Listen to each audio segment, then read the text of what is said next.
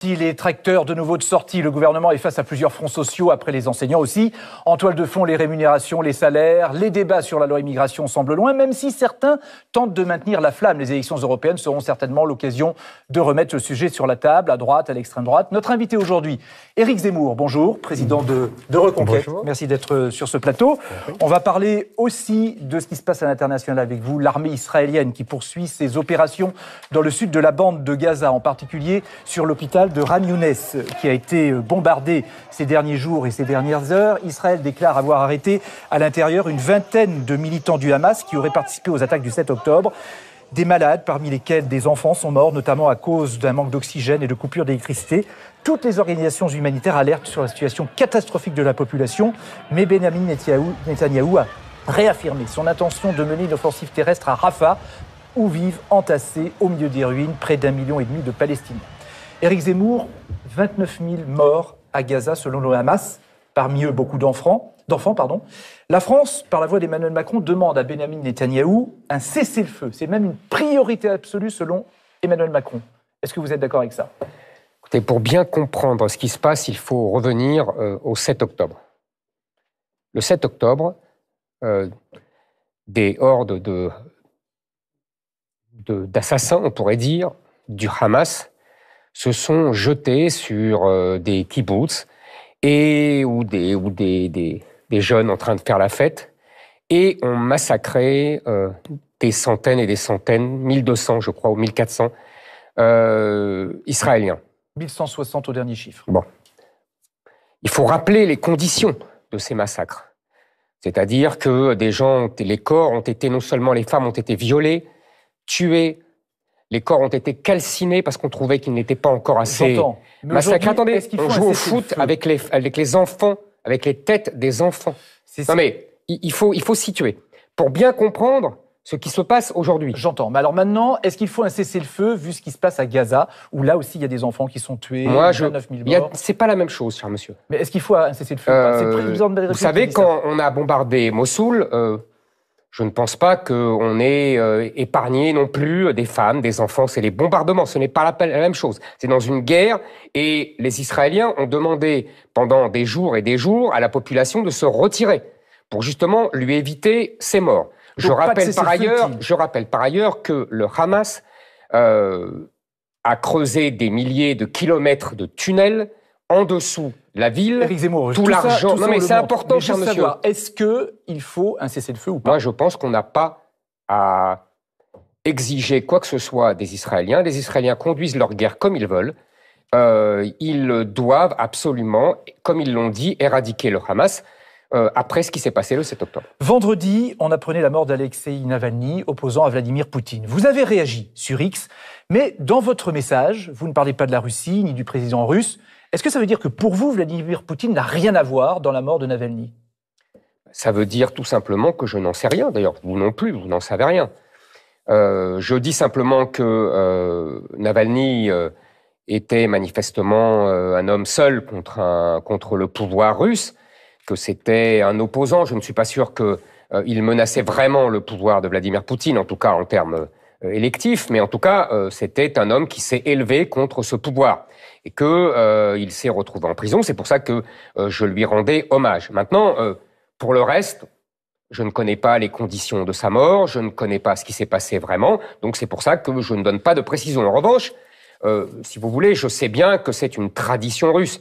Vous savez, un homme seul contre le pouvoir en Russie, c'est une tradition. Ils ont connu 100 ans de pouvoir communiste totalitaire, criminel. Ils ont connu des siècles d'autocratie tsariste. Vous voulez dire en revanche, ce que je veux dire, c'est une tradition d'éliminer les opposants politiques. J'ai pas compris. Ce que je veux dire, c'est que c'est une tradition qu'il y ait des hommes seuls qui se lèvent contre un pouvoir très autoritaire. L'élimination d'opposants, c'est aussi une tradition. Oui, si vous voulez. C'est une tradition aussi dans le cadre de la Russie, mais en l'occurrence, je ne sais pas exactement ce qui s'est passé. Bien. Mais ce que je veux, c'est dire que, et c'était le sens de mon tweet, les Français n'ont pas à donner de leçons. Bien sûr, en France, on ne tue pas les opposants, grâce à Dieu, on n'en est pas encore là, mais je tiens à dire que les conditions des libertés d'expression sont dégradées. Vous êtes en train de dire que la liberté d'expression en Russie et en France, c'est la même chose? Non, pas du tout, j'ai jamais dit ça. C'est ce que j'essaie de vous faire expliquer. Non, pas du tout, je ne dis pas ça, je dis que la France n'a pas à parader en donnant des leçons à tout le monde. Ça revient au même. Non, non, pas du tout. Je pense qu'il y a effectivement... Vous savez, en France, je peux vous dire qu'il y a beaucoup de gens qui sont harcelés judiciairement. Moi, par exemple, et d'autres. Il y a des gens... Vous n'êtes il y a pas, des vous n'êtes pas le nervis. Navalny français. Non, j'ai jamais dit ça. Non, d'accord, d'accord. J'ai jamais dit, je suis en vie encore. Je vous demande. Oui, il y a des nervis personne ne veut la mort de personne. prétendument antifa qui m'empêchent de parler, comme ils empêchent de parler M. Finkielkraut ou Mme Badinter ou Mme Agazansky. Il y a des gens qui sont empêchés de travailler pendant des années parce qu'ils n'avaient pas voulu se faire vacciner. Vous savez, il a été voté une loi récemment qui menace de prison des gens qui contesteraient des vaccins. Et puis, il y a l'affaire CNews, mais on en parlera on va en parler après, tout à l'heure, on va se garder un petit Tout ça moment pour vous dire que la France doit aussi balayer devant sa porte en matière de liberté d'expression. Ce qui se passe en France en ce moment, c'est la majorité des contrôleurs de la SNCF qui est restée à quai ce week-end et les agriculteurs qui continuent de maintenir la pression. J'avais d'autres trains, j'ai dû tout changer. Donc c'est une vraie galère. Ils ont certainement des revendications, mais c'est un peu dur que ce soit pendant les vacances. Moi je suis solidaire, mais c'est vrai que c'est un peu ennuyeux pour tous les usagers, quoi. Le trafic ferroviaire est donc fortement perturbé par une grève des contrôleurs qui ont cessé le travail jusqu'à lundi matin. Ce n'est pas possible, quoi. Trouvez d'autres moyens de vous exprimer, trouvez d'autres moyens de faire vos récriminations. Certaines mesures promises lors de la résolution du conflit fin 2022 tardent à se concrétiser. La prise en compte des primes dans le calcul de la retraite et la reconnaissance de la pénibilité lors de la fin de carrière. Vous savez, les voyageurs, c'est des salariés comme nous. Comme nous, ils font face à la flambée des prix. Comme nous, ils font face à l'augmentation des cadences, aux sous-effectifs. On n'a pas besoin de leur expliquer pourquoi on fait grève. Les Français savent que la grève, c'est un droit. Mais je crois qu'ils savent aussi que travailler, c'est un devoir. Nous, les petites exploitations, on craque et on a besoin d'aide. Je sais que c'est dur. Ça fait plusieurs semaines que j'échange avec vos représentants, que je me déplace sur le terrain. Et moi, mon objectif, c'est de trouver des solutions. Nous, aujourd'hui, on demande un prix rémunérateur, un prix minimum garanti. Aujourd'hui, on n'a aucune réponse du gouvernement et encore moins de M. Macron. Les phrases, les discours, ça fait un mois et demi qu'on en a et on n'avance pas, quoi. Le mur, c'est un mur du désespoir aussi de tous nos collègues qui en ont marre de se battre contre des moulins à vent, je vais dire. 2 ans que vous êtes vous-même en charge du ministère de l'Agriculture. Il y a 3 semaines, un mouvement agricole vous a bousculé. Je ne comprends pas, monsieur le ministre, que vous n'entendiez pas le murmure profond des territoires. À chaque fois, nous avons été au rendez-vous des différentes urgences, y compris dans les crises graves qu'a traversé l'agriculture. La FNSEA avec les JA, on sera reçu à l'Elysée mardi prochain. En fonction de ce que seront ces propos et cet échange, on avisera sur la manière dont se passera le salon de l'agriculture. Éric Zemmour, Gabriel Attal est sur tous les fronts, vous le voyez, hein, les agriculteurs, son rôle de Premier ministre. Les cheminots. Mais oui, vous dénoncez régulièrement une Macronie qui est déconnectée du terrain. Là, c'est plus le cas.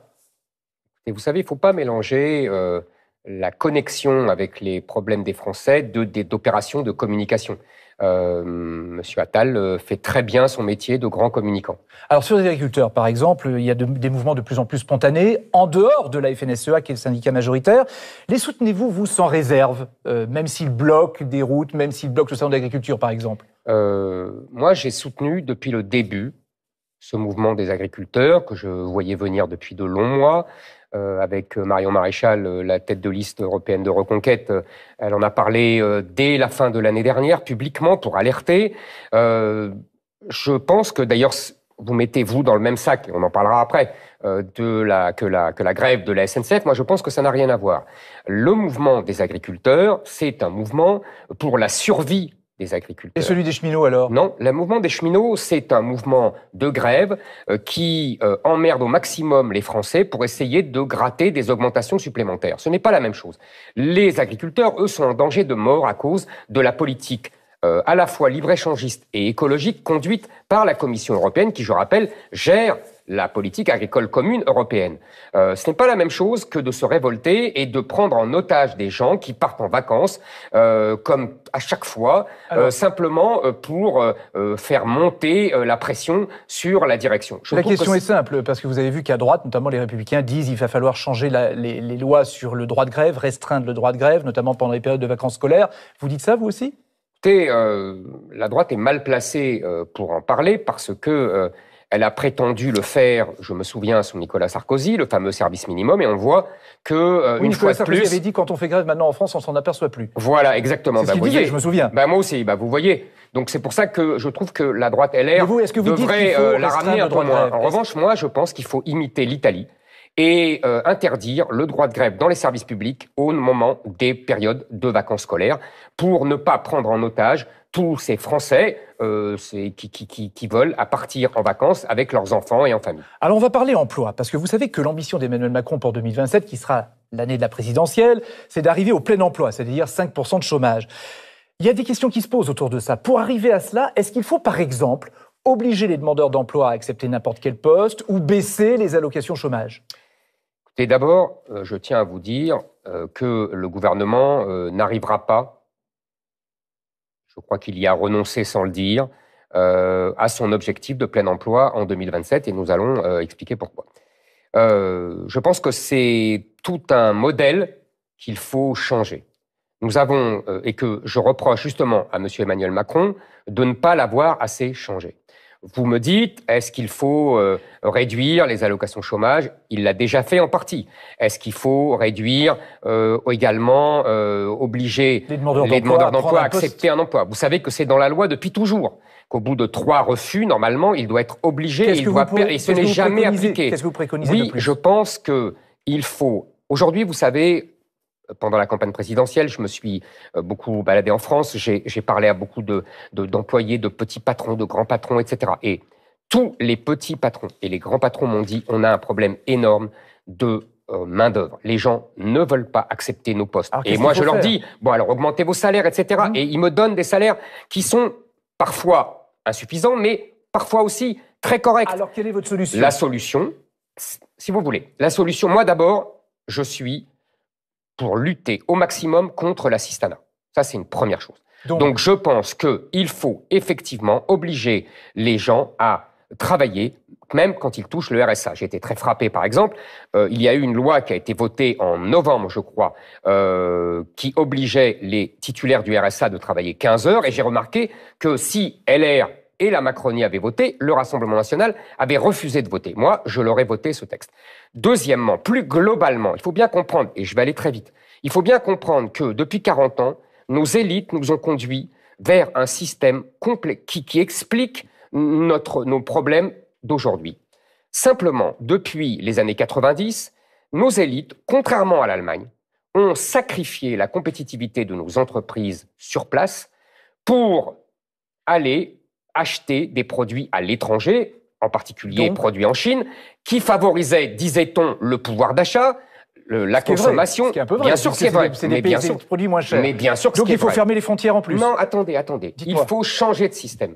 Il faut arrêter de privilégier la consommation, c'est-à-dire les subventions sociales, c'est-à-dire l'assistanat, c'est-à-dire la dette, c'est-à-dire les dépenses publiques, c'est-à-dire les dépenses sociales. Vous savez qu'aujourd'hui, nous sommes à la fois le pays le plus imposé et le pays qui a le plus gros bloc de dépenses sociales. Il faut modifier, il faut insister sur la production, il faut insister sur la natalité, il faut insister sur la réduction des dépenses publiques et des dépenses sociales. Alors justement, à ce propos, je vous interromps réduction de la dette. Vous voyez, c'est un ensemble. Mais justement, sur les 2 derniers points, Bruno Le Maire s'apprête à annoncer ce soir 10 milliards d'économies parce que la croissance en France n'est pas au niveau espéré et des coupes dans les budgets publics. Où y a-t-il des économies à faire? En un mot. Vous savez, d'abord, je tiens à vous dire que vous dites la croissance n'atteint pas les chiffres espérés, mais en vérité, ça fait des mois que M. Le Maire le sait. C'est dans les journaux. On sait que contrairement au projet et à la prédiction des autorités d'avoir une croissance de 1,4%, on aura une croissance de moins de 1%. Où y a-t-il des économies à faire? Alors, il y a des économies partout. Donnez-moi un exemple. Vous savez, depuis deux mois, j'ai décidé d'alerter les Français tous les 16 du mois. Pourquoi le 16 du mois? Parce que nous avons 47% de prélèvements obligatoires. Ça veut dire que à partir du 16 du mois, nous ne travaillons plus pour nous. Nous travaillons pour l'État, pour payer les différentes taxes, impôts, etc. Donc, et j'ai décidé tous les 16 du mois sur les réseaux sociaux, d'expliquer tous les gaspillages qu'il y a. Il y a énormément de gaspillage. On jette l'argent par les fenêtres, mais vous n'avez pas dit où on peut faire des économies. Mais mais je vais vous dire, je le dis tous les mois. Un exemple, il y a par exemple l'aide publique au développement. Est-ce que vous savez qu'on donne de l'argent à la Chine, la première puissance économique du monde? Est-ce que vous savez qu'on dépense pour les associations, en particulier les associations politisées, 11 milliards d'euros par an? Le budget des associations, 11 milliards d'euros. Donc il faut réduire les budgets des associations. Mais bien sûr, il y a beaucoup de gabegies qu'on peut réduire. On ne va pas refaire le programme de la présidentielle où vous étiez candidat il y a 2 ans. Et on était à 2 mois du premier tour de la présidentielle. Certains sondages vous donnaient à 14%, voire à la 3e place, voire voyez dévisser Marine Le Pen pour que vous puissiez prendre la place. À l'arrivée, un bon score, mais pour un nouveau venu en politique, mais moitié moins. Et pour les européennes de juin, tout dépendra de la campagne derrière Marion Maréchal, derrière laquelle vous êtes. Sur les murs, une fresque témoigne des grandes heures du candidat Zemmour à la présidentielle. Au QG de la campagne des Européennes, un autre visage apparaît, Marion Maréchal. Ces Européennes, c'est quoi? C'est la revanche de la présidentielle? Non, pas du tout. C'est pas la revanche de la présidentielle. C'est Marion qui est tête de liste. Moi, je suis en soutien, là. Je suis pas en première ligne. Vous y serez d'ailleurs sur la liste? Ou peut-être, mais en dernière place pour porter tout le monde. En s'alliant avec la petite fille de Jean-Marie Le Pen, Éric Zemmour joue la carte jeune face à Jordan Bardella. Il va falloir faire de la place. En fait, on va alterner les duos et les solos. Sachant qu'on va aller dans toutes les régions de France, de toute façon, comme prévu. Il y en a où tu feras tout seul. Bien sûr. Il y en a où elle fera toute seule. Il y en a où vous ferez des duos. Vous ferez la première partie? Voilà, c'est ça. Comme Sylvie Vartan avec les Beatles. Le film, il le commence il y a 2 ans en solo, aux accents gauliens. J'ai décidé de me présenter à l'élection présidentielle. Après l'ivresse des meetings et l'atterrissage à 7%, Éric Zemmour échoue aussi aux législatives. Cela l'amène aujourd'hui à prendre le risque d'une nouvelle tête d'affiche pour décrocher des députés européens. Tu mets 2 musiques? C'est 2 musiques. Mais alors on rentre pas ensemble? Ça va être un sujet de travail entre nous. Faut qu'on regarde. Donc si tu mets 2 musiques, tu peux pas rentrer ensemble. À chacun sa petite musique, même s'ils partagent l'essentiel sur le programme. Nous avons réussi notamment à imposer ce thème de la guerre de civilisation. Nous avons mis également ce sujet de l'immigration de masse sur la table dès début septembre. Une obsession commune, le grand remplacement, avec comme horizon cette fois l'Europe. Les peuples européens commencent à comprendre qu'ils vont être remplacés par un autre continent, l'Afrique, par une autre civilisation, la civilisation islamique. Le thème du reconquête pour les Européennes. Oui, c'est le thème majeur. Si vous faites moins de 5, vous fermez boutique ou vous attendez 2027? Et on ne fera pas moins de 5. Pas moins de 5, c'est le pari pris Éric Zemmour. Il y a une course engagée entre vous et le Rassemblement national pour les élections européennes sur le sujet de l'immigration notamment. Le RN s'enorgueillit aujourd'hui en tout cas d'avoir rallié sur sa liste l'ancien patron de Frontex, qui est la police des frontières en Europe, qui avait dû démissionner, Fabrice Légerie. Est-ce que c'est un bon coup? Il n'y a pas de course entre le Rassemblement national et nous. D'abord, il n'y a pas de course. Je vous reprends parce que c'est le début de votre phrase. Okay. Moi, j'ai des convictions qui ne sont pas toujours celles du Rassemblement national. Moi, je crois qu'il y a une guerre de civilisation sur notre sol. Marine Le Pen ne le croit pas. Je crois que l'islam n'est pas compatible avec la République. Marine Le Pen ne le croit pas.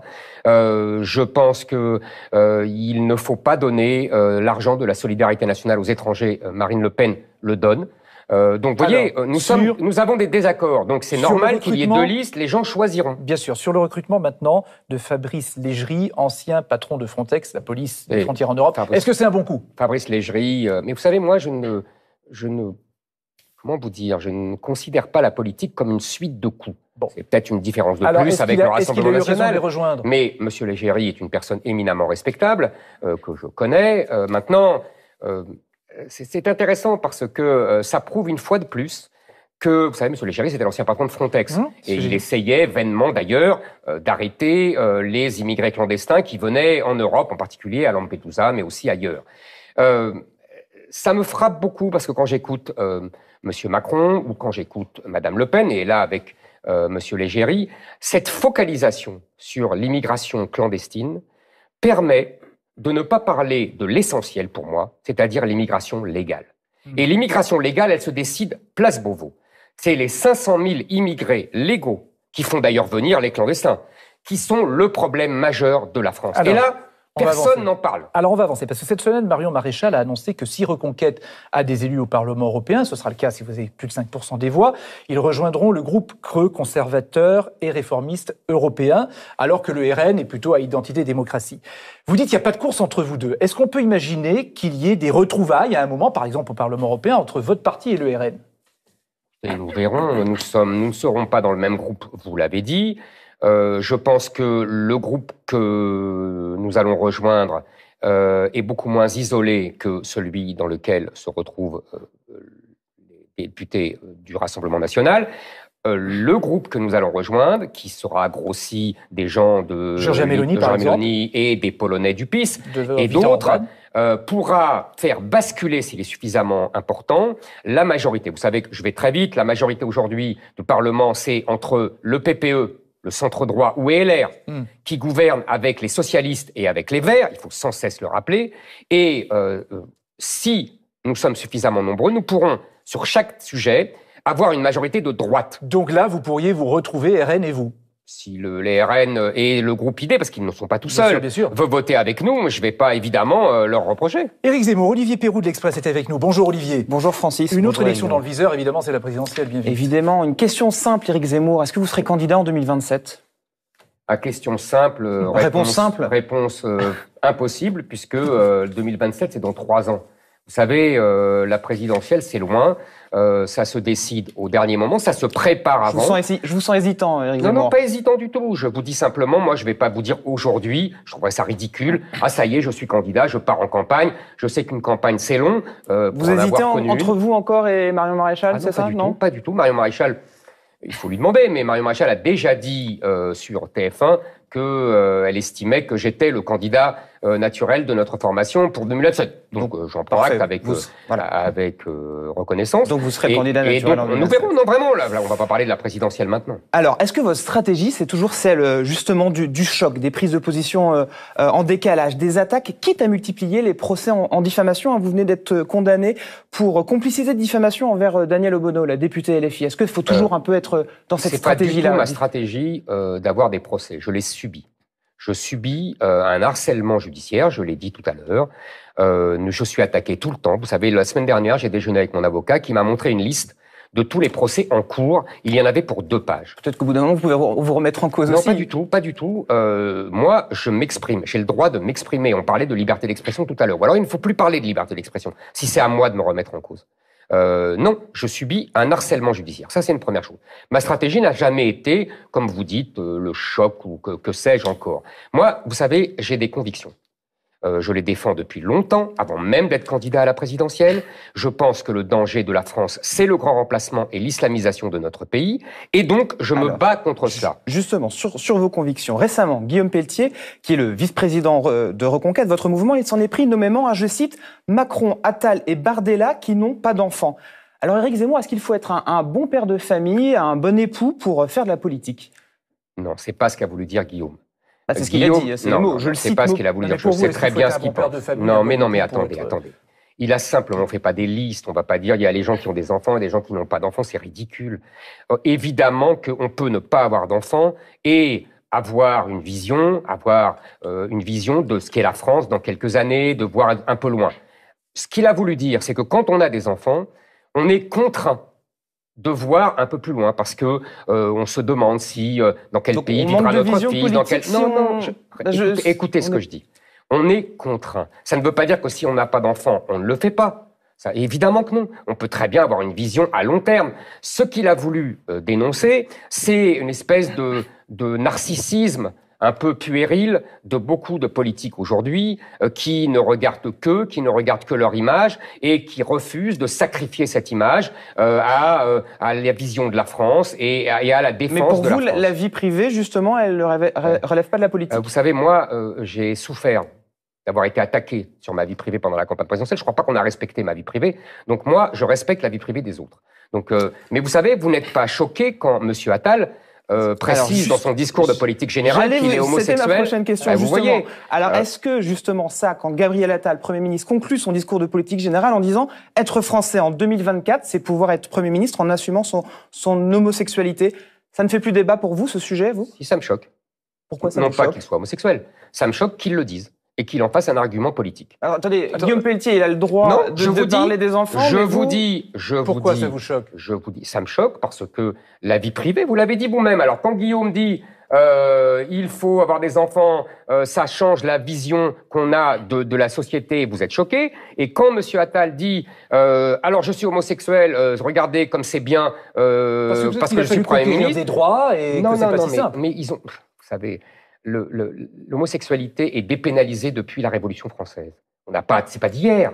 Donc, les droits des homosexuels, ils n'ont pas été brimés pour leur homosexualité depuis plus de 2 siècles. Non, mais il faut peut-être arrêter avec ça. Non, Robert Badinter n'a pas fait cela. Robert Badinter, il a simplement aligné l'âge de la majorité sexuelle des homosexuels sur la majorité sexuelle des hétéros. C'est tout. Et ça a permis de pénaliser pour une certaine personne qui était poursuivie de ce fait. Bon, on ne va pas entrer dans les détails. Non, mais de ce fait. Voilà. Alors, si je vous suis, vous voyez donc un inconvénient à ce qu'un président homosexuel ou une présidente lesbienne soit un jour élu? Vous renversez là. Je vous pose une question. Pourquoi je verrais un inconvénient? Parce que ça vous gêne qu'un Premier ministre assume son homosexualité? Non, qu'ils en fassent vous n'écoutez pas ce que je dis. Si. Qu'il en fasse un argument politique. Non, vous n'écoutez pas ce que je dis. Ça ne me gêne pas qu'il soit homosexuel, je m'en moque.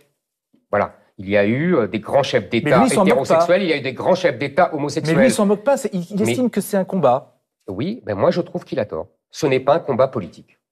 Merci. Olivier. On va parler d'une chaîne de télévision que vous connaissez bien, qui se retrouve dans la tourmente, c'est CNews. Le Conseil d'État demande à l'Arcom, alors j'explique ce que c'est, qui veille à l'équilibre des temps de parole de partis politiques sur les radios et les télés, voilà, de prendre en compte les interventions des chroniqueurs. Vous avez été chroniqueur, vous, à CNews, avant de vous lancer à la présidentielle. Avant d'aller sur le fond, ça a été une bonne rampe de lancement pour vous, pour mener la campagne présidentielle, d'être chroniqueur à CNews. C'est amusant que vous évoquiez ça, parce que regardez, on a ressorti ce qu'a dit le Conseil d'État, c'est exactement ce qu'a fait l'Arcom à mes dépens. C'est-à-dire qu'en septembre 2021, je n'étais pas candidat à la présidentielle, et l'Arcom, qui s'appelait le CSA, a estimé qu'on devait décompter mon temps de parole, alors que je n'étais qu'un chroniqueur. Donc en fait, le Conseil d'État a généralisé... Vous êtes d'accord que ça sert de passer à l'antenne? Non, bien sûr que ça sert, mais je ne suis pas le seul à passer à l'antenne. Vous en avez bénéficié un petit peu quand même? Écoutez, vous savez, je passais à l'antenne avant d'être sur CNews.